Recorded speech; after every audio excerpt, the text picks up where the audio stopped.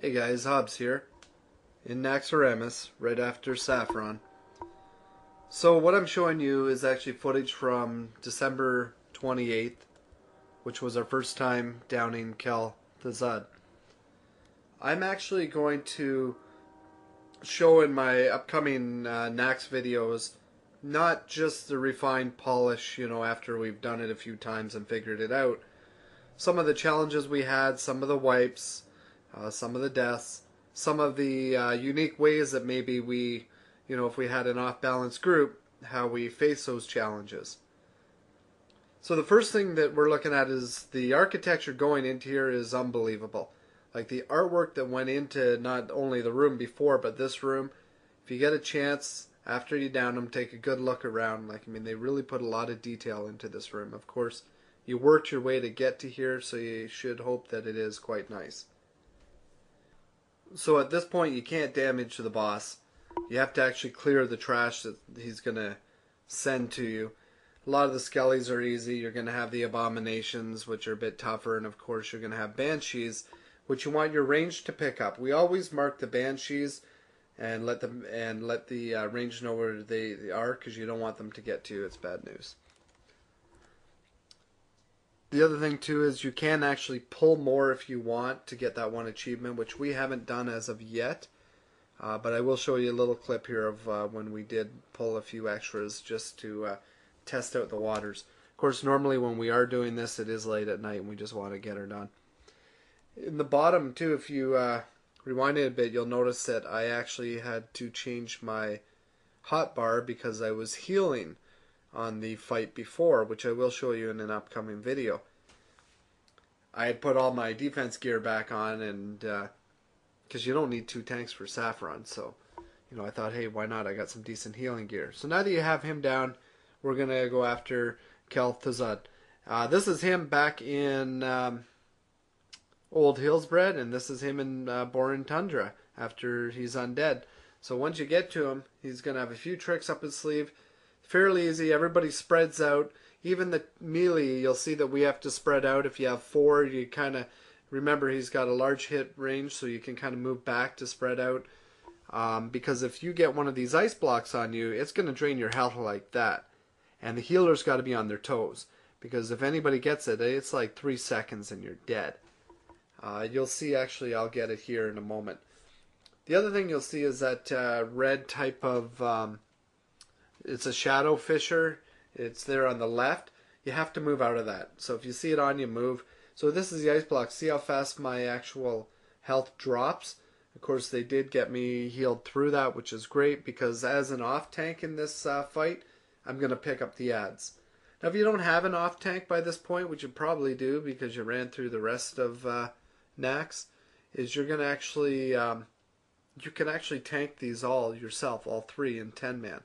And the bonus of actually tanking all 3 is that you won't get ice blocked. See, me being here, I have a chance of being ice blocked. The reason why we spread out is if someone's close to you, the ice block will spread to them, which means now the healer's got to heal through 2 of them, and if they're not focused on one of them will probably die.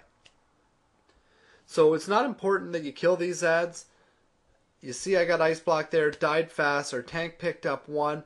He's probably got the other anything else aggro on cooldown, because this was before the latest patch.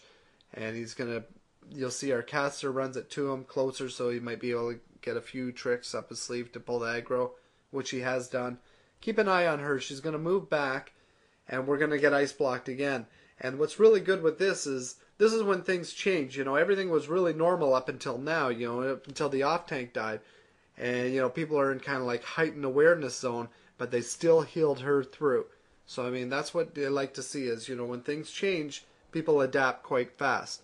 And that's where, when you get used to raiding with the same group, you can overcome certain challenges. And there we go. That was our first time we actually downed them. Got some more badges. And like I said, this is about a month ago, so it was December 28th. And the reason why I know is I checked my achievements before I made this video, just to make sure it was accurate. This was another time that we downed him, but this time everybody lived the whole way through. I will have a link to all the gear on my blog, guys, at wowhobbs.blogspot.com. which I also have updated my frequently asked questions, which is at the bottom. Now this Death Knight and the Priest that you just saw, they've got some heroic Nax gear now. So we decided to do a little bit of care because my last video I mentioned about the mount. We were just going for the mount. It was just before the reset for the week.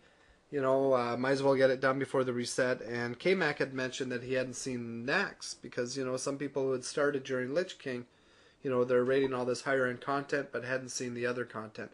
So I thought we'd at least go to Opera to see what spawned, and it is the Oz event, which, you know, is a lot easier now. If you remember, we used to have to, you know, mage would control one by burning and someone would fear the other, and, you know, one tank on the other and the other one would path the Iron Man back and forth. So it's really nice now that, you know, just fun. And of course there's a money run after this, the hallway to your left, which we made about 35 gold each. Not a ton of money, but you know, it pays for reagents and repairs. He got some bling here too. A little bit of a souvenir that we went.